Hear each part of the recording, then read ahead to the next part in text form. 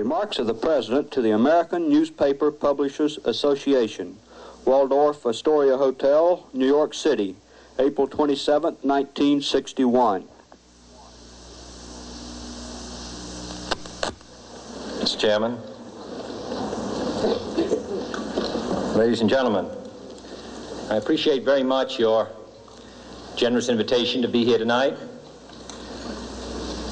You bear heavy responsibilities these days, and an article I read some time ago reminded me of how particularly heavily the burdens of present-day events bear upon your profession. You may remember that in 1851, the New York Herald Tribune, under the sponsorship and publishing of Horace Greeley, employed as its London correspondent an obscure journalist by the name of Karl Marx. We are told that foreign correspondent Marx, stone broke, and with a family ill and undernourished, constantly appealed to Greeley and managing editor Charles Dana for an increase in his munificent salary of $5 per installment, a salary which he and Ingalls ungratefully labeled as the lousiest petty bourgeois cheating. But when all his financial appeals were refused, Marx looked around for other means of livelihood and fame, eventually terminating his relationship with the Tribune and devoting his talents full-time to the cause that would bequeath to the world the seeds of Leninism, Stalinism, revolution, and the Cold War. If only this capitalistic New York newspaper had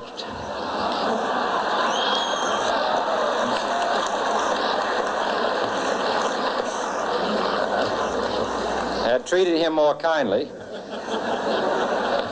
if only Marx had remained a foreign correspondent, history might have been different. And I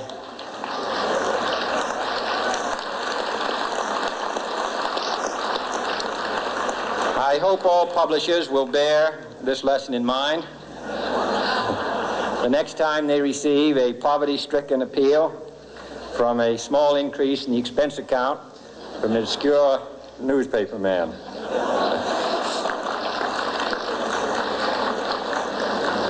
I have selected as the title of my remarks tonight, "The President and the Press." Some may suggest that this would be more naturally worded, "The President versus the Press," but those are not my sentiments tonight. It is true, however, that when a well-known diplomat from another country demanded recently that our State Department repudiate certain newspaper attacks on his colleagues, it was unnecessary for us to reply that this administration was not responsible for the press, for the press had already made it clear that it was not responsible for this administration.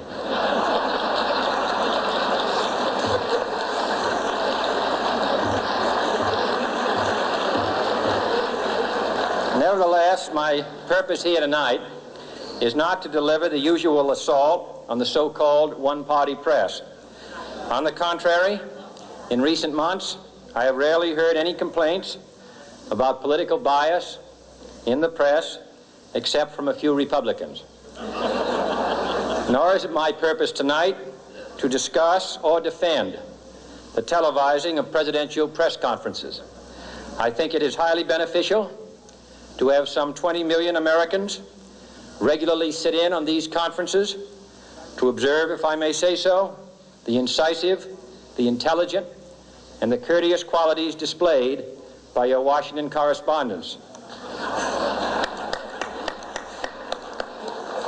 Nor, finally, are these remarks intended to examine the proper degree of privacy which the press should allow to any president and his family.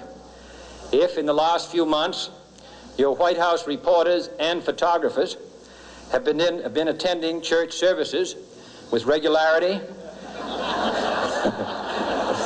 that has surely done them no harm.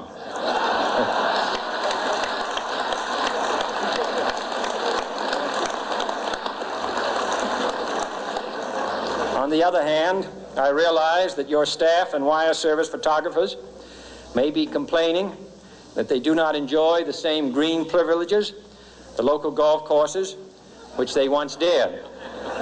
It is true that my predecessor did not object, as I do, to pictures of one's golfing skill in action, but neither, on the other hand, did he ever being a Secret Service man. My topic tonight is a more sober one, of concern to publishers as well as editors. I want to talk about our common responsibilities in the face of a common danger. The events of recent weeks may have helped to illuminate that challenge for some, but the dimensions of its threat have loomed large on the horizon for many years. Whatever our hopes may be for the future, for reducing this threat or living with it, there is no escaping either the gravity or the totality of its challenge to our survival and to our security. A challenge that confronts us in unaccustomed ways in every sphere of human activity. This deadly challenge imposes upon our society two requirements of direct concern, both to the press and to the President. Two requirements that may seem almost contradictory in tone, but which must be reconciled and fulfilled if we are to meet this national peril. I refer first to the need for far greater public information, and second, to the need for far greater official secrecy. The very word secrecy is repugnant in a free and open society, and we are, as a people, inherently and historically opposed to secret societies, to secret oaths, and to secret proceedings. We decided long ago that the dangers of excessive and unwarranted concealment of pertinent facts far outweighed the dangers which are cited to justify it. Even today, there is little value in opposing the threat of a closed society by imitating its arbitrary restrictions. Even today, there is little value in ensuring the survival of our nation if our traditions do not survive with it. And there is very grave danger that an announced need for increased security will be seized upon by those anxious to expand its meaning to the very limits of official censorship and concealment. That I do not intend to permit to the extent that it's in my control. And no official of my administration, whether his rank is high or low, civilian or military, should interpret my words here tonight as an excuse to censor the news, to stifle dissent, to cover up our mistakes, or to withhold from the press and the public the facts they deserve to know. But I do ask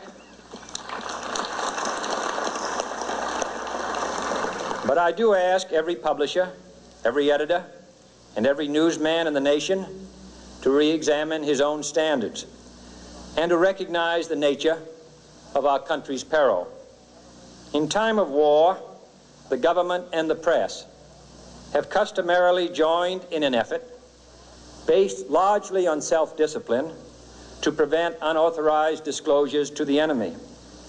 In times of clear and present danger, the courts have held that even the privileged rights of the First Amendment must yield to the public's need for national security. Today, no war has been declared, and however fierce the struggle may be, it may never be declared in the traditional fashion. Our way of life is under attack. Those who make themselves our enemy are advancing around the globe. The survival of our friends is in danger, and yet no war has been declared. No borders have been crossed by marching troops. No missiles have been fired. If the press is awaiting a declaration of war before it imposes the self-discipline of combat conditions, then I can only say that no war ever posed a greater threat to our security. If you are awaiting a finding of clear and present danger, then I can only say that the danger has never been more clear, and its presence has never been more imminent. It requires a change in outlook, a change in tactics, a change in missions by the government, by the people, by every businessman or labor leader, and by every newspaper. For we are opposed around the world by a monolithic and ruthless conspiracy that relies primarily on covert means for expanding its sphere of influence, on infiltration instead of invasion, on subversion instead of elections, on intimidation instead of free choice, on guerrillas by night instead of armies by day.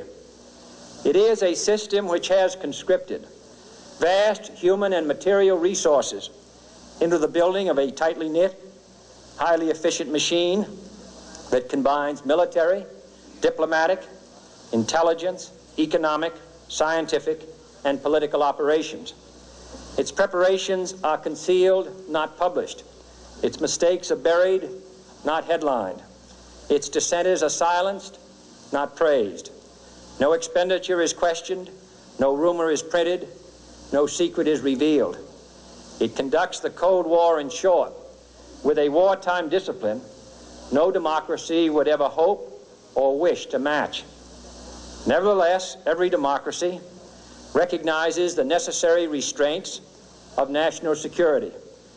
And the question remains whether those restraints need to be more strictly observed if we are to oppose this kind of attack as well as outright invasion.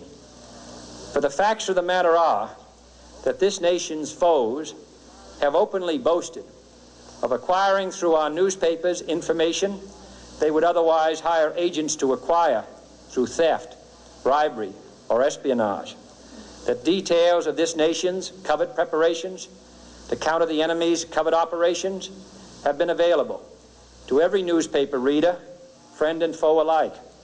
That the size, the strength, the location, and the nature of our forces and weapons, and our plans and strategy for their use, have all been pinpointed in the press and other news media to a degree sufficient to satisfy any foreign power, and that in at least one case, the publication of details concerning a secret mechanism whereby satellites were followed required its alteration at the expense of considerable time and money. The newspapers which printed these stories were loyal, patriotic, responsible, and well-meaning. Had we been engaged in open warfare, they undoubtedly would not have published such items. But in the absence of open warfare, they recognized only the tests of journalism and not the tests of national security. And my question tonight is whether additional tests should not now be adopted. That question is for you alone to answer. No public official should answer it for you. No governmental plan should impose its restraints against your will. But I would be failing in my duty to the nation in considering all of the responsibilities that we now bear and all of the means at hand to meet those responsibilities if I did not commend this problem to your attention and urge its thoughtful consideration. On many earlier occasions I have said, and your newspapers have constantly said, that these are times that appeal to every citizen's sense of sacrifice and self-discipline. They call out to every citizen to weigh his rights and comforts against his obligations to the common good.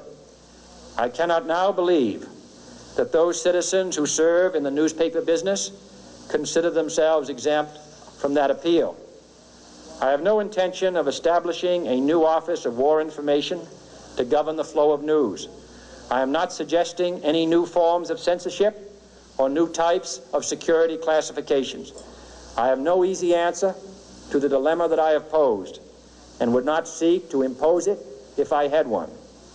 But I am asking the members of the newspaper profession and the industry in this country to re-examine their own responsibilities, to consider the degree and the nature of the present danger, and to heed the duty of self-restraint which that danger imposes upon us all.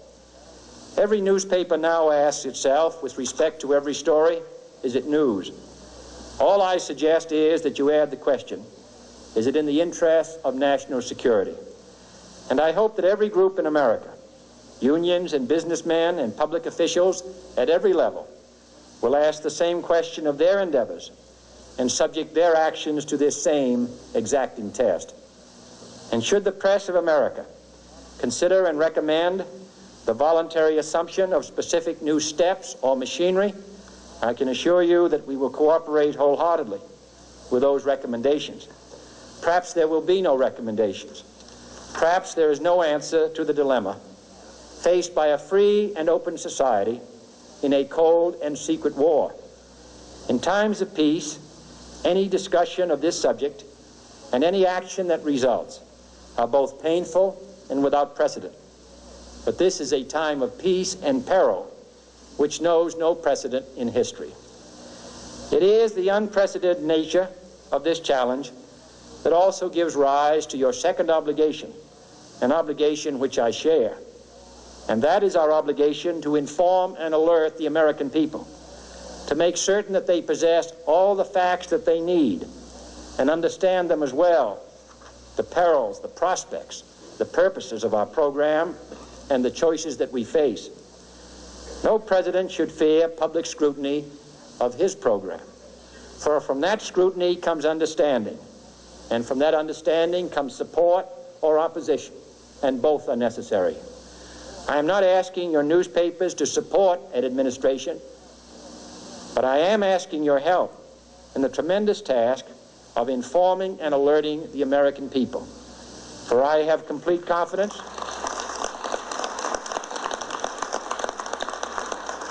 in the response and dedication of our citizens whenever they are fully informed. I not only could not stifle controversy among your readers, I welcome it. This administration intends to be candid about its errors. For as a wise man once said, an error doesn't become a mistake until you refuse to correct it. We intend to accept full responsibility for our errors, and we expect you to point them out when we miss them. Without debate, without criticism, no administration and no country can succeed, and no republic can survive. That is why the Athenian lawmaker Solon decreed it a crime for any citizen to shrink from controversy.